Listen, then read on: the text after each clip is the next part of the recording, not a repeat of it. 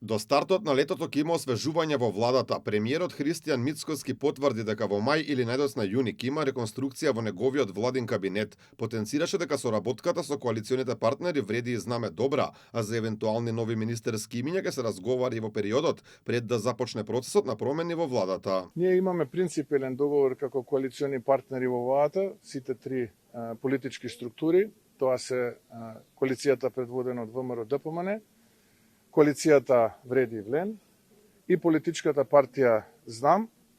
Најавивме дека таму некаде мај-јуни месец ќе имаме реконструкција во самата влада и се разбира дека многу од прашањата за време и пред таа реконструкција да се случи ќе бидат ставени на маса и ќе разговараме. Последниот период во јавноста се актуализираше и темата за евентуален влез во владата на Зијадин Села, посочувајќи три услови кои би ги имал лидерот на едно од крилата на Алијанса за албанците.